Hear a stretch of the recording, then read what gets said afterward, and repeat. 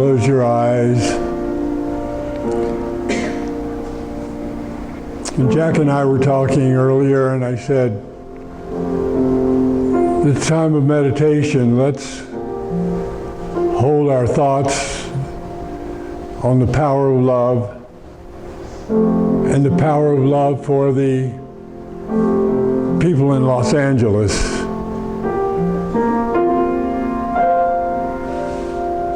A great challenge and possibly a great opportunity to let the world see how, although we are a unity, we still have free will.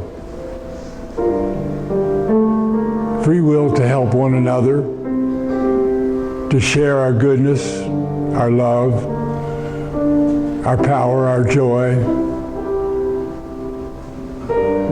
People living in a tent city, people living in hotels, motels, wherever they can find respite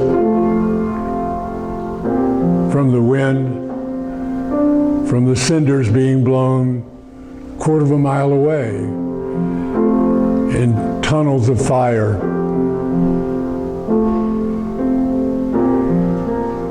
And we'll send them our love, because love is the strongest emotion, the strongest power, the strongest influence that we have at our disposal and within the universe. We have that power to heal,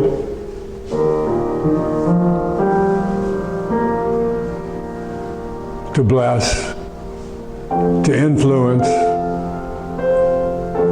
to change lives, change thinking. And within that scope of our joy, within that scope of our power of love, within the scope of our healing presence, let's send the best of the best that we have to the Angelinos that have experienced loss. Driving up the coast, it will never look the same. Not in our lifetime. The burned out houses, the burned out trees, brush, fire damaged. And yet,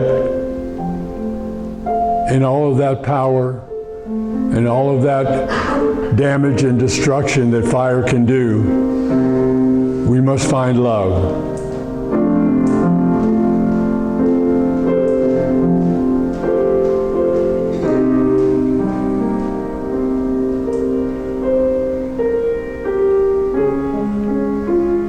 And as we come back into the room and experience the seat that we're sitting on, feel our feet on the floor, let us give thanks that we are here today to share that love that we have for one another. So mote it be, and so it is.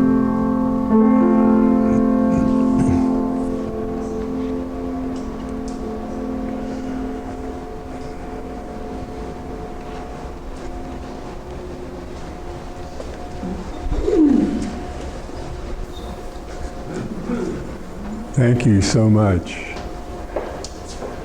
What a lead into a talk for the power of love.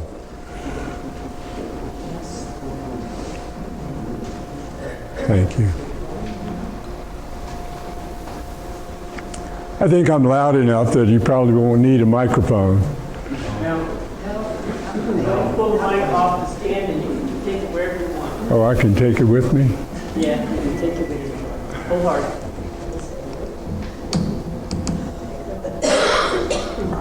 There you go. There's a new energy, and I've known about it for about 6 weeks now, and I thought I would share it today, 119, 2025. And that new energy is called the power of love. It is uplifting. It is holding us up to a new higher standard, a new power of love that is embracing the positive attitude and the positive benefits of our life today. It is changing things. It is rearranging things. And, you know, we hear about some of the negatives. And it allows us to push the negatives to the back and not focus on that.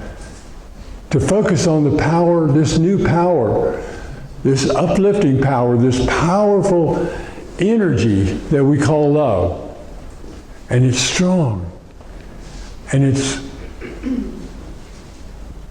embracing, I guess is the word. It embraces us so much that we can't make a mistake except that we don't accept it, except that we don't embrace it, except that we don't bring more of it in. And as we give it out, it allows us to bring more in. It opens us to that awesome power. It's like a million suns of love and light offering us the goodness, the power, the truth, the beauty, handsomeness as well, of love. And love everlasting. Love that never quits, love that never dies, love that never has anything other than love itself to give us. And it's a depth that I only think that I can get my handle on, and then it seems to slip away and I reach out to get more of it.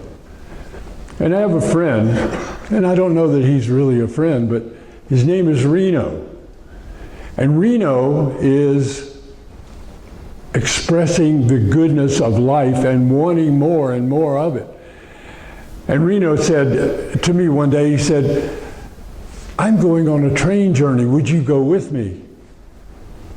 And I said, "Well, I don't know, I've been on a few train journeys, and I went to college on a train, and you know, we all day and all night went on this journey on a train, and it was interesting, and we talked about everything, and you know, as new college students will do, we expressed our greatest desires and our greatest fears. And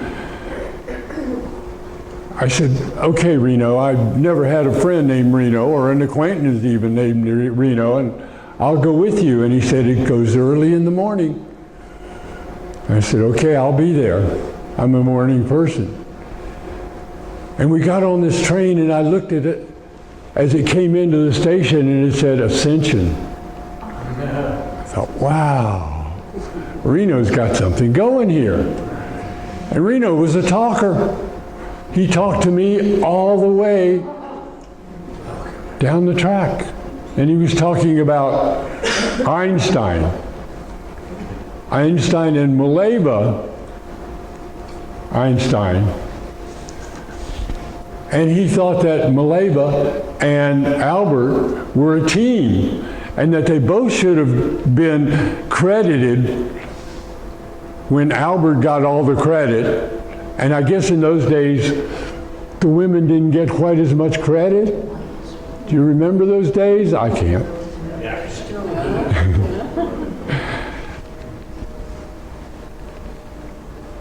And he talked about spooky action at a distance. And he surmised that spooky action at a distance was love energy. It was that power of love that photons, now we talk about the smallest particles. And he surmised that if two photons were born together, and one was the essence the power of love, energy, and she went to all the parties and knew all the people's names and remembered everybody and knew all the birthdays and the dates of the birthdays, and just, she was the ultimate party person, always having a good thought and a good time at parties and everywhere she went. And her sister, twin sister, Photon, was the ideal, was the businesswoman, was the step-by-step, take it one step at a time, do it right, do it with perfection. And Photon A lived in Carlsbad, California. And Photon B wanted a break in the action. So she went to Fort Lauderdale, Florida. And in Fort Lauderdale, she was staying with a couple that had a little boy, 10 years old, and a boat, and they lived on a houseboat, a 3-bedroom, 2-bath houseboat. I mean, you just can't get any better than that, living on a houseboat, having your own room and your own bathroom. And she thought she was blessed. And they would go out and they would fish. And they would catch fish for dinner. And the little boy would stand on the gunnels of the boat and he would look down and he said, "Dad, Photon B, what is that color?" Because you could see 20, 30 feet down in the water. And Dad and Photon B said, "What do you think it is, son?" And he said, "I think it's Gulf Stream blue." Yes, the Gulf Stream runs at what, 6 miles an hour off Fort Lauderdale, Florida. And they could see the fish that they were catching, and they would bring it in and they would cook it for dinner. And one day Photon B was walking on the beach, and Photon B got attacked by a crab, and that crab grabbed Photon B's toe and pinched it. Photon A in Carlsbad felt it that second. Einstein's spooky action at a distance. Or we might say now, in today's world, we talk about quantum entanglement. Sort of the same thing, isn't it? It's that love energy, that love power. And so Photon B called Photon A and said, "Hey, did you?" And Photon A said, "My toe hurts. What happened?" And Photon B said, "Well, a crab grabbed my toe." Spooky action at a distance, quantum entanglement. It got there before the phone call could get there, because what? It takes time for a phone call. But spooky action at a distance, quantum entanglement, love energy happens instantly. And we are entangled now. We will be entangled for a long time.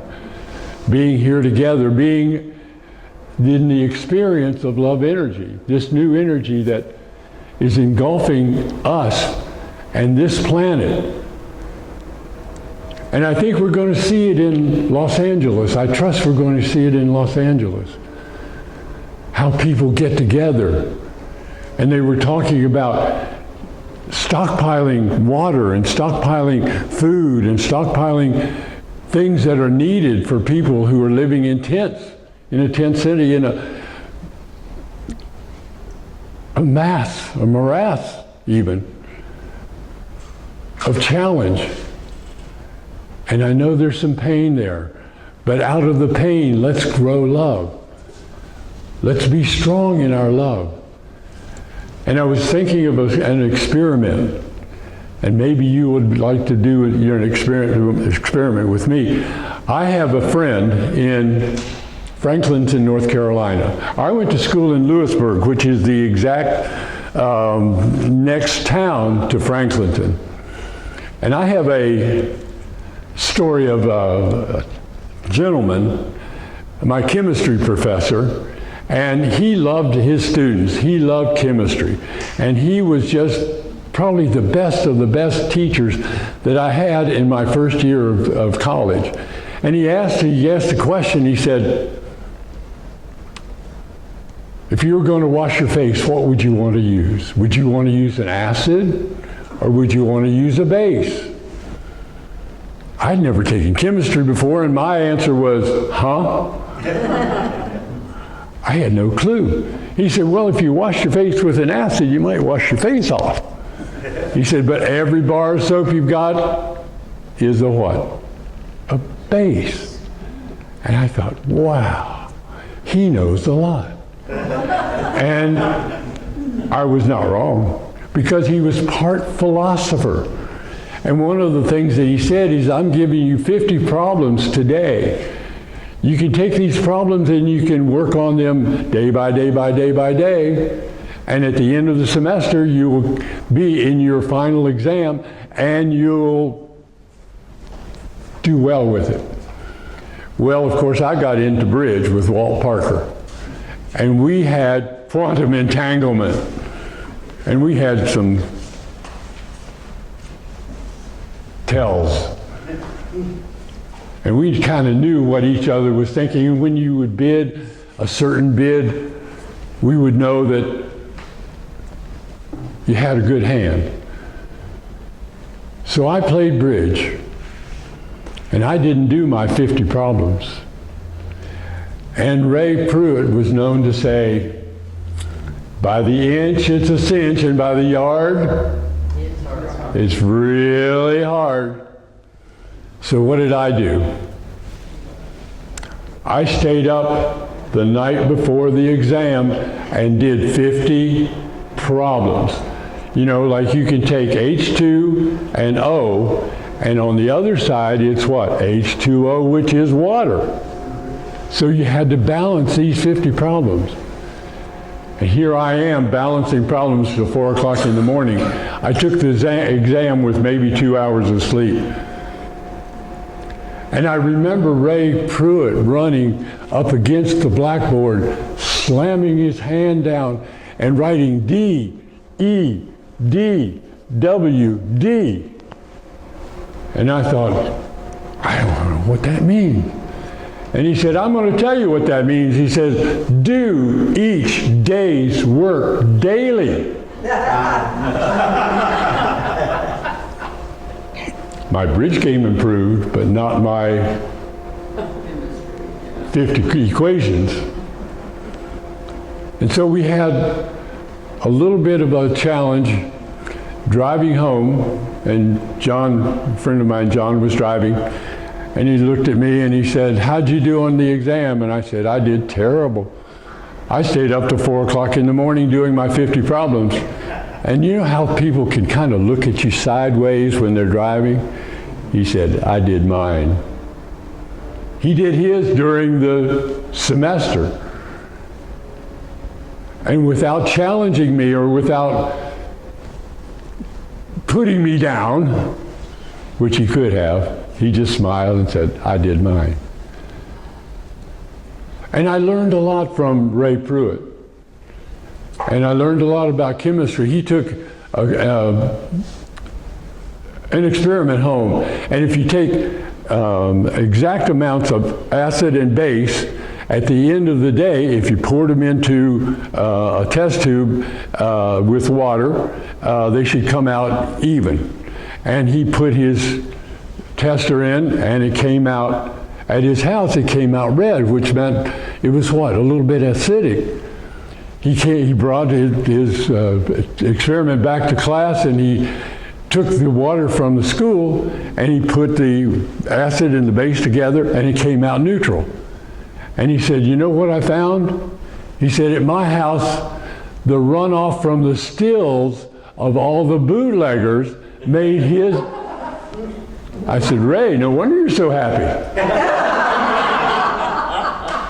It was 1/10 or 0.01 tenth of 1% alcohol from the runoff from the still, and then he brought in the Franklin County Times that next day, and here it was with the revenuers and their hammers And you can see them breaking up the stills of the gentleman that was bootlegging there in Franklinton, North Carolina. Well, I have this friend, and he's living in Franklinton right now. And I think let's all send somebody that's far distant from you right now some love. Now, it's right now it is, I've got 11:18. Let's send at 11:18 your friend somewhere in the U.S., not close by. Pick somebody as far away as you can. Franklinton, North Carolina is as far as I can think right now to send love. And let's send somebody far distant the power of love. Let's see if we can think of somebody that we could send love to that would receive it right now. And then sometime this week, let's give them a call and say, 11:18 on Sunday morning, were you thinking of me? You want to try that? Let's do it all together. All right, you ready? You got somebody in mind? Got somebody in mind? You do? Everybody got somebody in mind? All right. On three. 1, 2, 3. Poof! The power of love has gone out from this group to that person, to those people. That energy, that love power. And you know, we've got, I was thinking about Jack Canfield this morning, actually last night, and I was thinking about, we were setting up to do a seminar, a workshop, and I was going to be his introducer, and I was going to introduce 3 different modalities of teaching that he had. And he was unloading his car, and I looked down at his license plate, and it said I. And then it had a space, and it said LB, and it had a space, and it said HU. And I said, Jack, what does that mean? Well, you know, he's chicken soup for everything guy. He and Mark Victor Hansen, and they used to come over to my church, and they would talk, and Jack was really good talking with me, and he would help out. Mark Victor Hansen would put the darndest things out there and then expect me to explain it in a spiritual manner. And there were times when I would go, Mark Victor Hansen, what are you saying? Jack Canfield was always helpful. So he said, let's get set up and we'll sit down and we'll talk. And we sat, facing each other, and he said, the word human being is a triplicity. It's 3 words put together. And I didn't think about that, and I said, what do you mean, Jack? He said, well, man or woman, let's take down here the body stuff. That's man and woman. And he said, and Hu is the Sanskrit word for God. Oh, I was getting it. I was becoming a little bit spiritual with Jack's help. And he said, being, the 3rd word in that triplicity, is the connection, the communication between the higher self, that Hu, and I was reading something and it said, AI wants to use Sanskrit as one of its base languages. Interesting, huh? Hu, man, being. And I always think of that everybody we meet, everybody we know, everybody on the planet is part of that love system. And I've got one more thing that I want to do for you. And it's something that I've taught 100+ individuals. And that is, your body has supported you for all these years. It takes in food, it takes in oxygen, it gets rid of waste, and it gets rid of carbon dioxide. And so often we forget that it has supported us for all these years. And now I want us to support it. You know, you have 30 to 50 trillion cells in your body. And I think on the internet I read that it's 37 trillion is the average number of cells in your body. And that's 37, 0, 0, 0, 0, 0, 0, 0, 0, 0, 0, 0, 0. Can you imagine that in your mind's eye? That's a large number. Those 37 trillion cells have been working for you all this time. And today, we're going to do one thing, and we're going to do one thing really well. We're going to tell ourselves we love them. And I do it, I say, I love my cells. Can you do that with me? On 3. 1, 2, 3. I love my cells. Okay, now with feeling. I love my cells. Yes. Can you feel your body thrilling? My body just, every time I do this with the group, I can feel it all the way down to the tips of my fingers.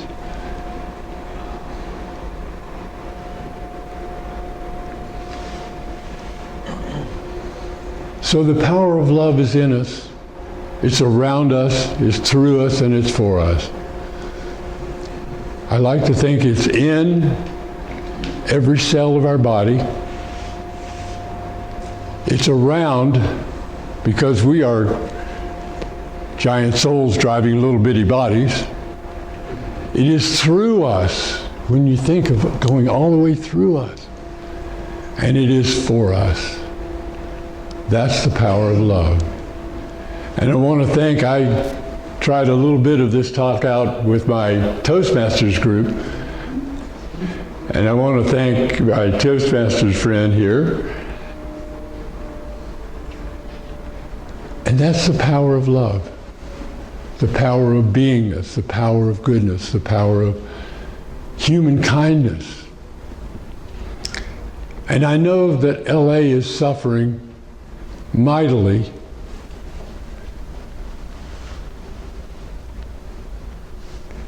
And we'll just send them our love today and always. So let's just take the goodness and the power and love ourselves, 37 trillion, love our bodies, love our minds, love our hearts. So it is, so mote it be.